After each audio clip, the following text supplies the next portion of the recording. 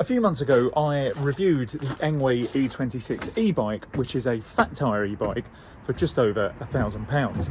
I concluded in that video that it would be perfect for commuting or just general leisure riding if you didn't feel up to riding a manual bike.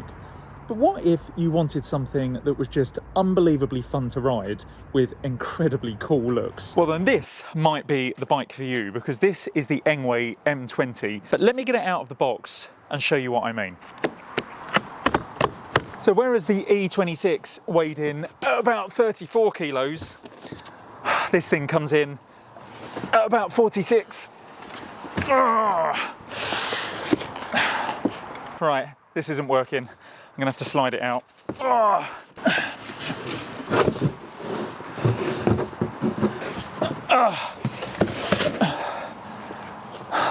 That was a struggle. Right, well, let me get this built up to show you exactly how cool it looks. But essentially, Engwe have designed this thing to look like the cafe racer motorbikes of the 1960s. And I think they've managed that very well. So similarly to the E26, this thing does come well packaged, as you can tell, but that is not something to moan about. And going back to the weight for a second, the reason this weighs so much, or largely the reason this weighs so much, is because this is the 26 amp hour dual battery version. And when I looked online this morning, it appears to be discounted on the UK, the US and the EU websites. Now, it's currently selling in America for $1,199, reduced from $1,499, and then it's selling on the UK and EU websites for £1,299 or euros, reduced from £1,499 or euros. So that is pretty cool, but as I say, let me get it built and I will show you just how cool this thing looks. Okay, so in the box you get the standard tools to put the bike together. You get the pedals. There's these pretty cool Engwe stickers, and I don't know if they are to go on the bike anywhere, if they're decals as such, or if they just send you the stickers just to put wherever you want, but you do get those. You get the instruction manual with a couple of cable ties. You get a charger. Now, interestingly, as I say, this is the dual battery version. You only get one charger. And Engwe say that the batteries will take 5 hours each to charge. So a total 10-hour charge if the batteries are completely flat and you want to charge them to full. But also in the box, you get the very cool 2 LED front light, which I'm very interested to see just how bright that is. And then finally, you get this sort of bolt-on through axle for the front wheel. That's different to the E26, as that came already installed on the front wheel. It was just the standard bolt-on, but this one, as I say, appears to be kind of an amalgamation between a through axle and a bolt-on, but I don't see that being too big of an issue. When we put on, we can install that straight through the front wheel and that should go on nicely. So let's get on to the build.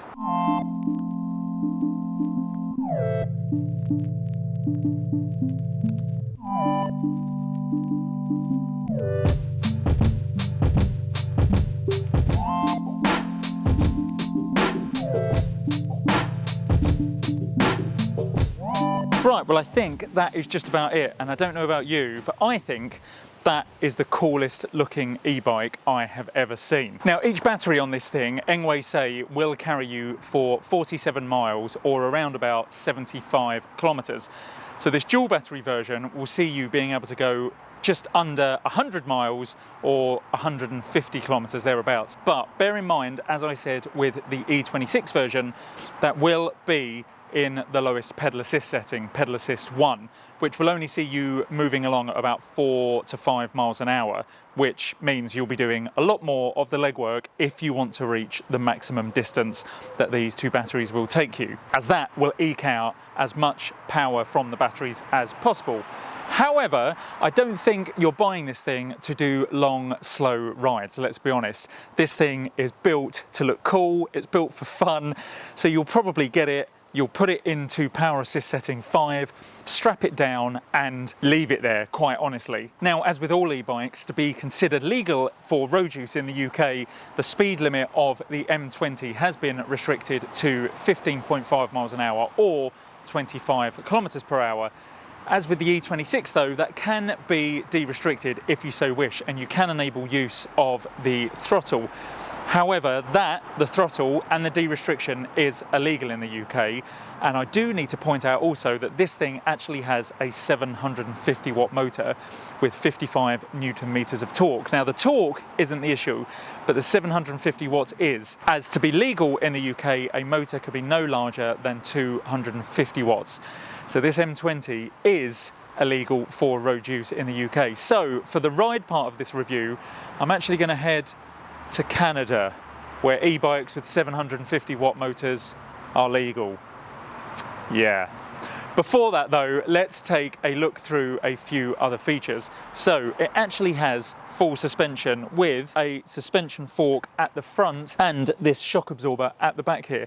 I'll be interested to see later on how comfortable that makes the ride in Canada. Like its E26 brother though, this thing is made from 6061 aluminium, which as I said before is what most aluminium bikes are made from these days. Also similar to the E26 are these 4-inch wide tyres, but on the M20 they are only 20-inch rims, not 26-inch rims like they were on the E26.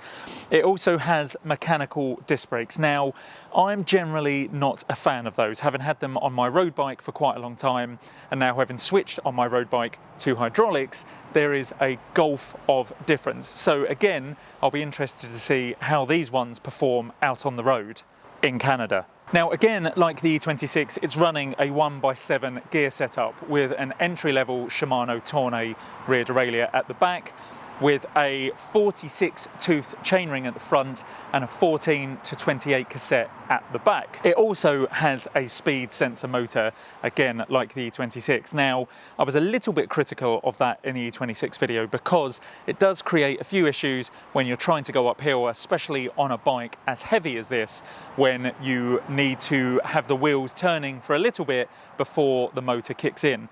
Much better than that would be a torque sensor, so as soon as you put pressure down on the pedals, the motor kicks in and you move away, or at least the motor moves you away.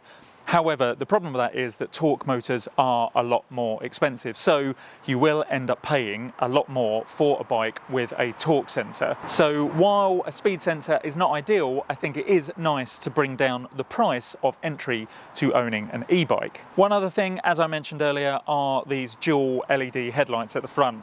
They do seem to be fairly bright, even in bright daylight that I'm in here. So again, I'll be interested to see how they work later. And then there's this colour.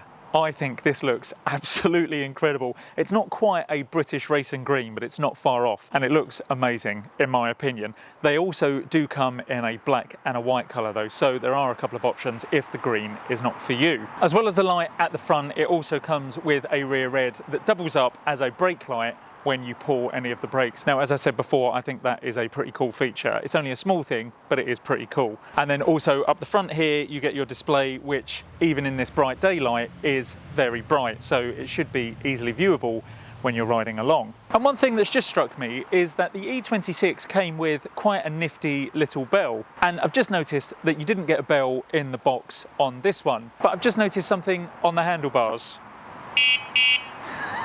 Yes, it even has its own horn.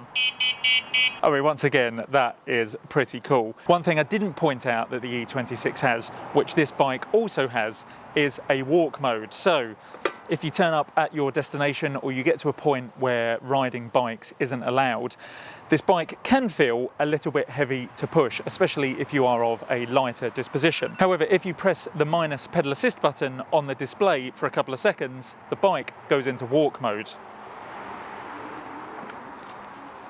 All right, let's bring it back now. Ugh.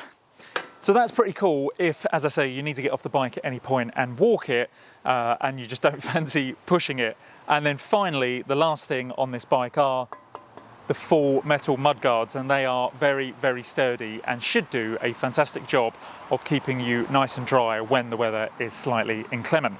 Right, I think that is enough talking about this bike. I think I've pretty much taken you over everything. So let's take it out on the road in Canada.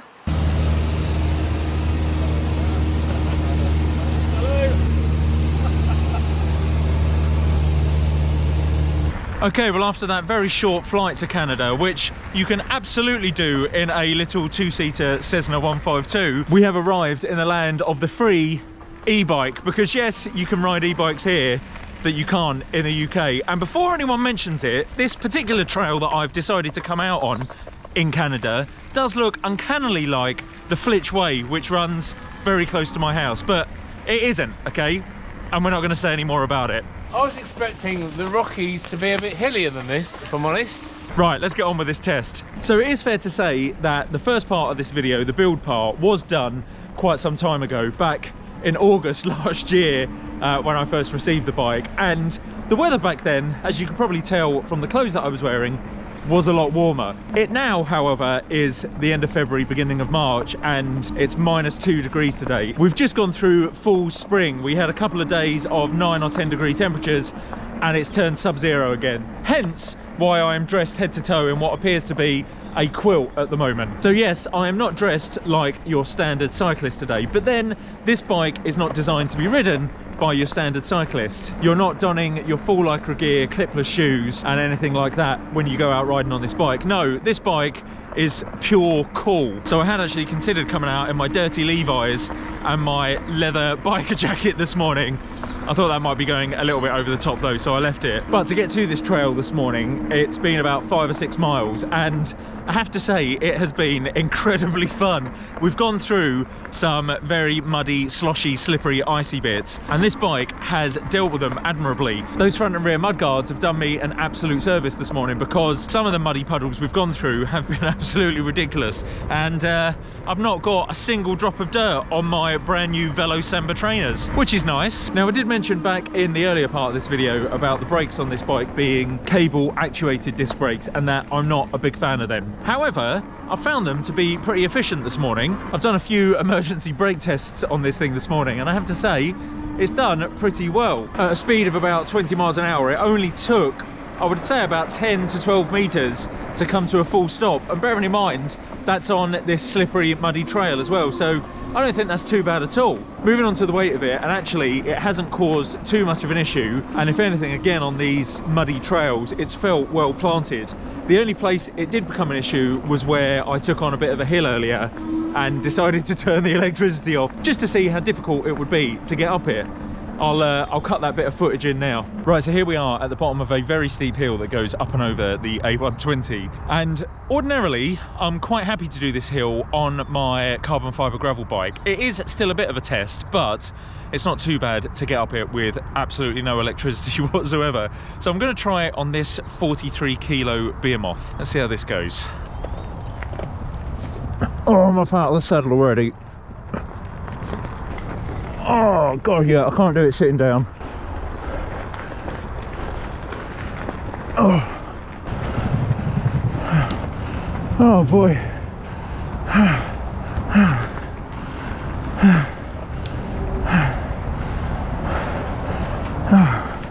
Okay, yeah, that was a test. That was a struggle. I immediately had to get up out of the saddle to get any sort of power down. Yeah, there was no way I was doing that seated.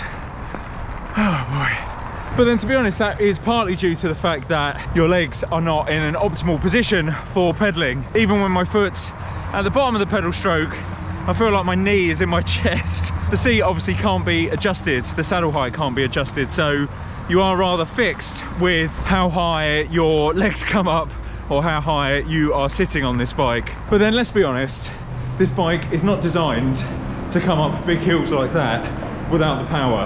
And regarding the saddle height, it's not really designed for proper cycling either, so it's not as though either of those things are really going to become much of a problem, or at least they shouldn't be a problem, because you shouldn't be riding this bike for anything other than pure fun.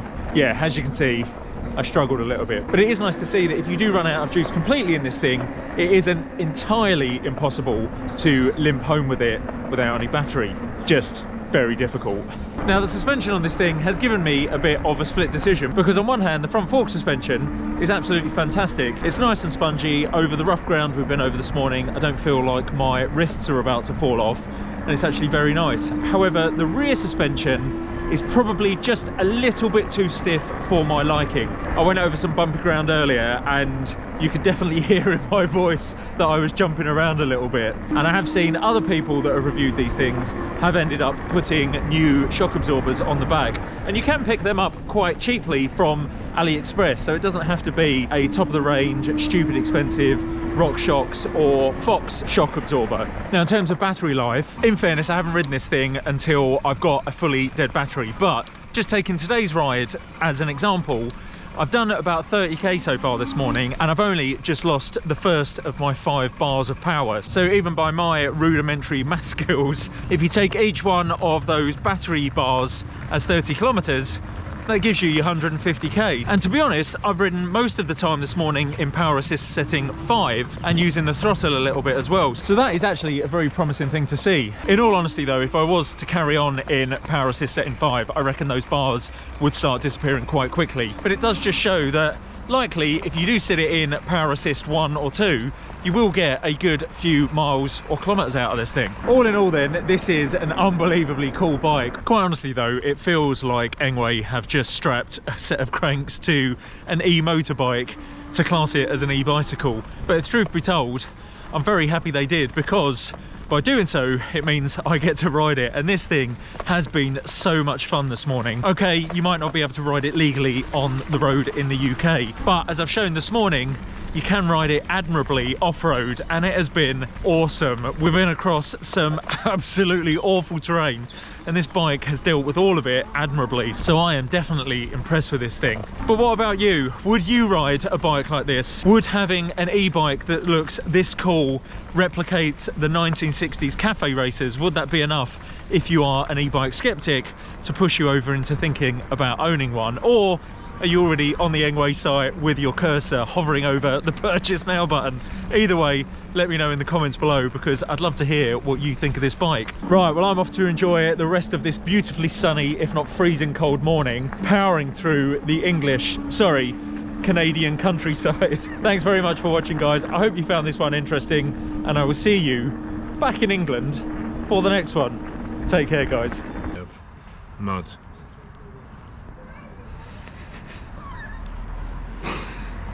Oh yeah, lovely.